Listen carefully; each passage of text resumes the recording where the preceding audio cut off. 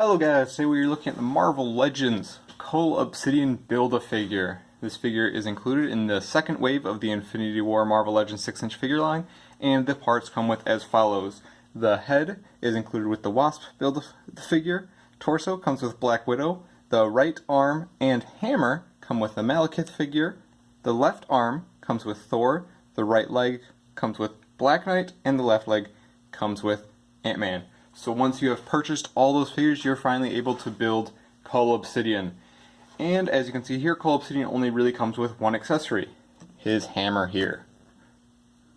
As you can see, nicely sculpted thing, no paint on it or anything, but it's a really nice hard plastic, so it's not going to snap, bend, or warp over time, which is nice for a nice big accessory like this. And there's also kind of a second accessory because his little shoulder strap here is removable and attaches on via two small pegs here. Let's get that back on though. Aside from that, we can next look at the scaling of this figure. Since it's in the 6-inch line, and since Cull Obsidian in the film was quite a big guy, we'd expect him to be pretty big. And he is. As we can see here, Cull Obsidian stands at slightly under 9 inches, and you gotta take a little off from the bottom there. So he scales fairly well to the other figures and really is a huge menace, as he should be. Oh, my bad.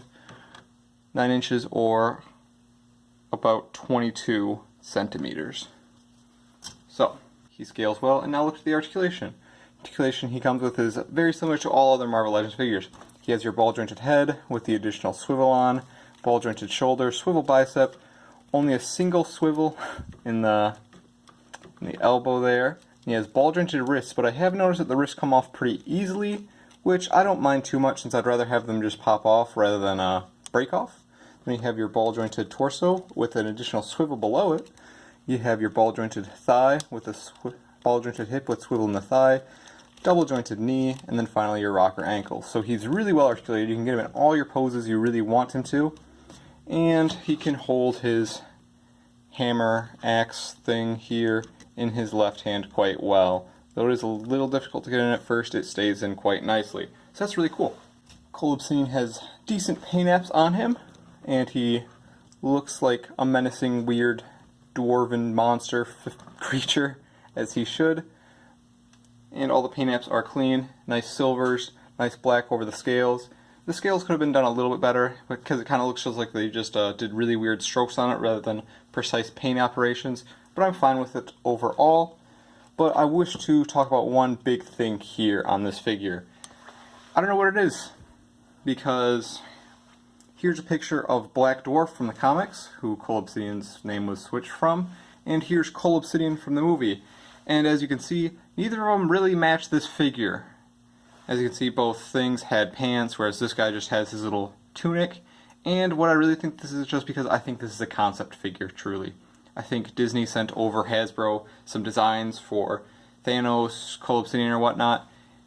Hasbro made this figure, and then Disney changed the design prior to the film releasing. They probably didn't want Cull Obsidian to be seen as a complete savage, so they gave him his shirt and pants or whatever, got rid of the tunic. So really we have a concept figure here, which is not great, since I don't know which line this really fits into.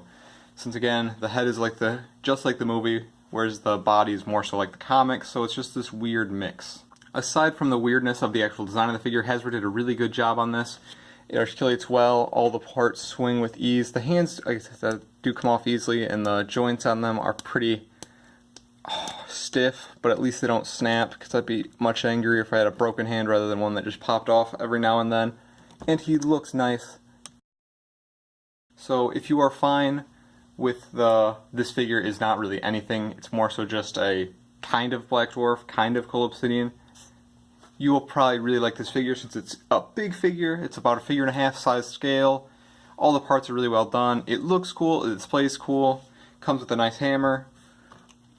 You get all the articulation in the lower legs and whatever that you wish to do with it.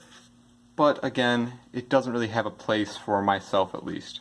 And it's because of this that I'm going to dock this figure so many points in which it almost seems barbaric. It has really good sculpt, has really good paint, has decent accessories. Overall, it's a really good Build-A-Figure, but it's a Build-A-Figure that truly doesn't go in with anything. You can put it on your comic shelf, you can put it on your movie shelf, but in my head, it doesn't really fit with either. It's like completely off, which I mean isn't really the fault of Hasbro. They probably, again, got sent early images. But because of that huge thing, I'm going to give this figure a 4. Mind you, that may sound kind of harsh, but given if this figure was based off the movie or based off the comics, I would have easily given this figure an 8. It has really good sculpt, it's really good sized, paint job is good. I mean, you're missing a few things like the toes or fingers. Would have been nice to get a little bit of a dry brush over whatever, and the metal would have been nice to get a little wash over it or something. But again, it's overall pretty good. Your accessory breakdown's not too bad, and you really don't have to buy many figures to get it. It's just the 6 figures, you know? No garbage 7th part or 8th part like the Dormammu Build-A-Figure. So Hasbro did really well in this Build-A-Figure, but unfortunately they kind of got cheated over by Disney. I'm assuming. But yeah, he's definitely a good Build-A-Figure. He looks nice on the shelf, but it really irked me to know that it's really nothing. Thank you for watching.